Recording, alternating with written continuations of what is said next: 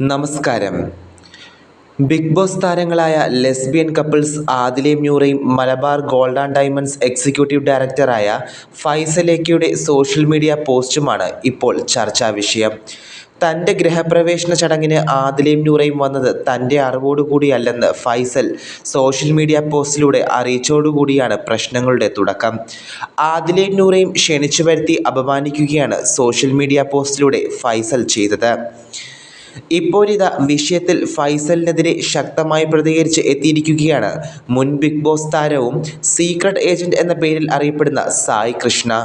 മതനേതാക്കന്മാരെ സുഖിപ്പിക്കാനായി സ്വന്തം നിലപാടും വ്യക്തിത്വവും പണയം വെച്ചതിൻ്റെ ഭാഗമാണ് ഫൈസലിൻ്റെ പോസ്റ്റെന്ന് സായി പറയുന്നു. ഫൈസൽ മലബാർ ഒരു സോഷ്യൽ മീഡിയ നന്മമരം. എന്നിരുന്നാലും കുറേയൊക്കെ നല്ല കാര്യങ്ങൾ ചെയ്യുന്നുമുണ്ട്. പക്ഷേ മനസ്സിലിരിപ്പ് ചില സമയങ്ങളിൽ പുറത്തു വരുമല്ലോ. ബിസിനസ്സുകാരനായതുകൊണ്ട് അത് മുന്നോട്ട് കൊണ്ടുപോകാൻ ചിലപ്പോൾ മതത്തിനെ കൂട്ടുപിടിക്കേണ്ടി വരും. കുറച്ച് ആൾക്കാരെ സംതൃപ്തിപ്പെടുത്തേണ്ടതായും വരും. അതുകൊണ്ട് ചില സാഹചര്യങ്ങൾ ഇത്തരക്കാർ മനുഷ്യത്വമെടുത്ത് കൊട്ടയിലാക്കി വെക്കും. ചിലപ്പോൾ മതനേതാക്കന്മാരെ പോലെയുള്ളവരെ സുഖിപ്പിക്കാനായി സ്വന്തം നിലപാടും വ്യക്തിത്വവും പണയം വെക്കും. ആ ജനുസിൽപ്പെട്ട ആളാണ് ഫൈസൽ.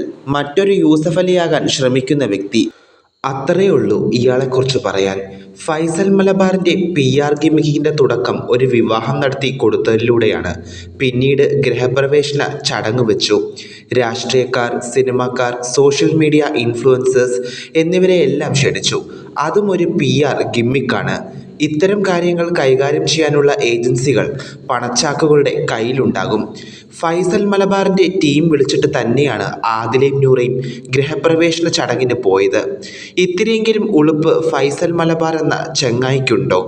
ആദിലയും നൂറയും വന്നത് ഫൈസൽ അറിഞ്ഞില്ല എന്നാണ് പറയുന്നത്. സ്വന്തം വീടിൻ്റെ പാലുകാച്ചിന് ക്ഷണിക്കപ്പെട്ടിട്ടുള്ള അതിഥികൾ ആരാണെന്ന് ഇയാൾ പരിശോധിക്കുകയില്ലേ?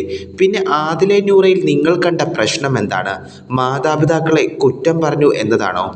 അത്തരത്തിലുള്ള മാതാപിതാക്കളാണ് ഉള്ളതെങ്കിൽ മാതാപിതാക്കളെ കുറ്റം പറയാതെ അവർ എന്ത് ചെയ്യും? സ്വന്തം മക്കളെ കിടപ്പറയിലേക്ക് ക്ഷണിച്ച മാതാപിതാക്കളാണ് ആദിലയ്ക്കും നൂറയ്ക്കുമുള്ളത്. പിന്നെ അവർ എന്ത് ചെയ്യണം? മാതാപിതാക്കളെ അവർ പൂവിട്ട് പൂജിക്കണോ? എല്ലാ മാതാപിതാക്കളും നല്ലവരാകുമോ? അതോ അവർ ലെസ്ബിയൻസ് ആണ് എന്നതിൻ്റെ ആണോ തനിക്ക് പ്രശ്നം?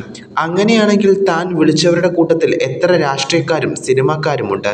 അവരിൽ പലരുടെയും ബാക്ക്ഗ്രൗണ്ട് എന്താണ്? കേസുകളും പേഴ്സണൽ പ്രശ്നങ്ങളും പുറത്തു പറയാൻ പറ്റാത്ത വിഷയങ്ങൾ ഉള്ളവരുമല്ലേ? അതൊന്നും തനിക്ക് പ്രശ്നമല്ല.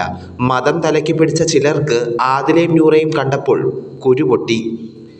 അതവർ കമൻറ്റ് ബോക്സിൽ കാണിച്ചു. അതോടെ ഫൈസൽ ഉളുപ്പില്ലാത്ത പരിപാടിയുമായി ഇറങ്ങി. മുൻപൊരു പാകിസ്ഥാൻ വ്ലോഗറെ കൊണ്ടുവന്ന് പ്രമോഷൻ നടത്തിയതിൻ്റെ പേരിൽ ആകെ പ്രശ്നമായി ബോയ്ക്കോട്ട് വന്ന് എയറിൽ പോയ ആളാണ് ഫൈസൽ.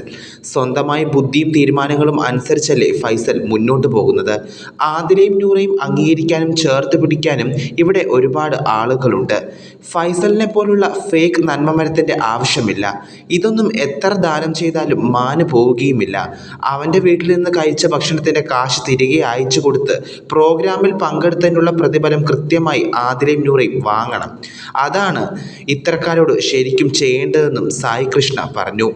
കൂടുതൽ വാർത്തകൾക്കും വിശേഷങ്ങൾക്കുമായി നിങ്ങൾ ഇതുവരെയും ഈ ചാനൽ സബ്സ്ക്രൈബ് ചെയ്തിട്ടില്ലെങ്കിൽ ഇപ്പോൾ തന്നെ സബ്സ്ക്രൈബ് ചെയ്യൂ. News desk Malayali daily.